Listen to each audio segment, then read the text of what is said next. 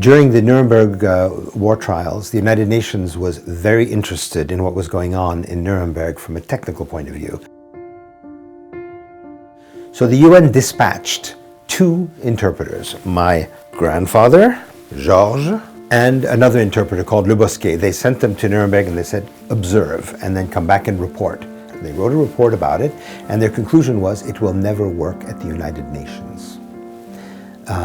It was adopted about a year later. The reason for that was they thought that since during consecutive, many people would go out of the room and negotiate, make telephone calls, telexes and things, there would be no time for negotiation, and all the negotiation went on outside the meeting room. In consecutive, my uncle would be sitting there, holding his head like that on the desk, listening intently, not being disturbed by anything. And the speech could be an hour, could be an hour and 15 minutes, could be an hour and a half. And then he would give it in the other language.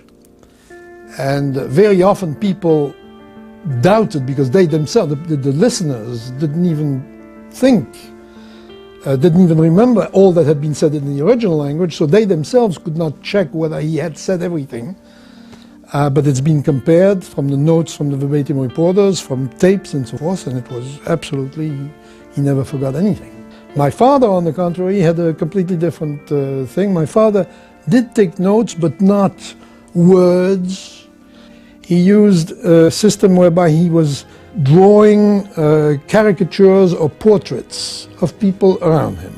He was quite good with his pencil, quite good. At the end of the meeting, he would take that home and arrange it, finish it, do it well, and bring it back and have the delegate sign it. And so Georges interpreted, for example, as a freelance interpreter, even before that, he had interpreted at the League of Nations. In fact, he says that he spoke the last words that were spoken at the League of Nations, because when it was dissolved and the statement was made about the League of Nations being dissolved, that had to be interpreted in consecutive into French, so he got the last word. My uncle André was an interpreter. When the war ended, the San Francisco conference, which created the UN, took place in June 45, and my uncle was one of the interpreters, consecutive of course in those days. The UN set up in London. This is when Jean Herbert started assembling a team which had, of course, Major Le Bosquet, which had Georges Rabinovich, it had my uncle, and very soon after that my father. In 1946, when the United Nations was desperately looking for interpreters, consecutive interpreters at the time, and the United Nations asked governments, member states, if they could donate or second anyone. And this happened in the case of my great-uncle, André, who was working for de Gaulle on and off, and who was a lieutenant in the French army, and he was seconded to the United Nations by de Gaulle. So he showed up in San Francisco, I believe it was, in San Francisco, in his lieutenant's uniform.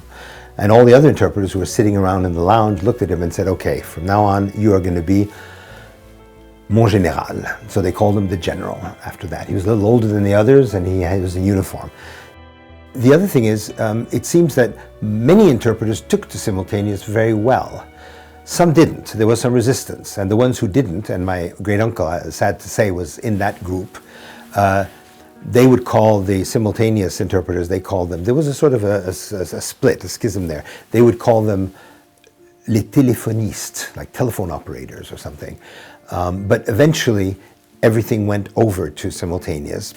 So my grandfather and great-uncle were both interpreters at the United Nations, and my father, it's a dynasty, but it skipped a generation. My father wasn't actually an interpreter, but there was one situation where he was called upon to interpret. He had to replace someone, and here he is in the booth, and he worked for 3 or 4 days as a simultaneous interpreter, and I'm told he did a good job. The professional association, which is the AIC, A-I-I-C, the International Conference Interpreters Association, was actually created and founded by my great-uncle, André Kaminker was one, and the other one was Andronikov, who later worked for the Quai d'Orsay, but he was a brilliant interpreter.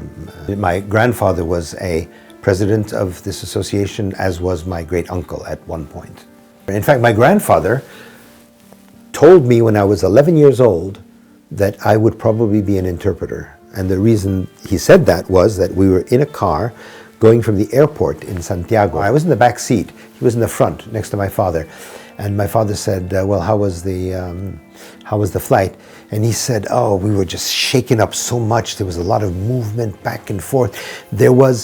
And then, probably because he was jet lagged, he was looking for a word. He said, in French, he said, il y avait beaucoup de, and in the back seat, he heard me say, turbulence.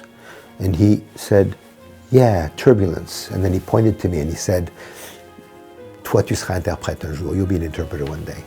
I started working for the International Atomic Energy Agency in 1977, and I worked there for about 13 years. And then I became an interpreter with the United Nations in Vienna. And so I spent a total of 23 years of my career in Vienna. The chief at the IAEA at the time was a fellow called Serge Samarine, and he had worked under my great uncle. My great uncle had trained him, and he had all sorts of stories to tell me about my great uncle who liked to play pranks on people and so on. Anyway, then after that I moved to Geneva. That was in the year 2000 roughly, and then I retired in 2014. People are more comfortable when they speak in the mother tongue. So at meetings, interpretation does serve a purpose for sure. Some of the equipment date back to the 50s and 60s. So it's simultaneous equipment. It's not very comfortable. It's awkward. And so the equipment wasn't very good. Now it's been replaced everywhere, and now it's absolutely fine. When you have a quote-unquote normal situation where we are here in a booth like this and there's a meeting that's going to start, the reality that we are experiencing in the booth is more or less the same reality that they are experiencing there, because they are there, we are here, we can see them, and we have a crackling sound before the actual meeting has started, before the gavel has been wrapped like this. We have this crackling sound that's coming through the headphones. And this makes us comfortable because we know that the system is on and working, and it makes us ready to jump in as soon as we have to. The problem was not the equipment that was at the United Nations in Geneva or in Vienna or in New York. It's when we went on mission, we started using portable simultaneous equipment. And this equipment that we call the bidule, the thingamajig, we take this on these missions. And in most cases, almost all interpreters are very comfortable with it, prefer it. And this has changed things a lot. More can be said in a quick bilateral meeting if it's done in simultaneous with this portable equipment. They put on the headphones, and we have a microphone, and we sometimes move around in the room, not too much, but we move around to be close to the speaker, and it's more accurate. My father retired in 1985, approximately, after a 34-year career. As an administrator, not as an interpreter. My grandfather retired in the early 50s, I believe, and it was in the early 50s.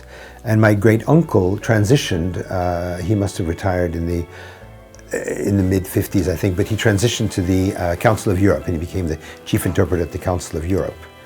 I'm always careful not to have the tail wagging the dog. We are a service. We are a factor. We are there to help people to understand one another.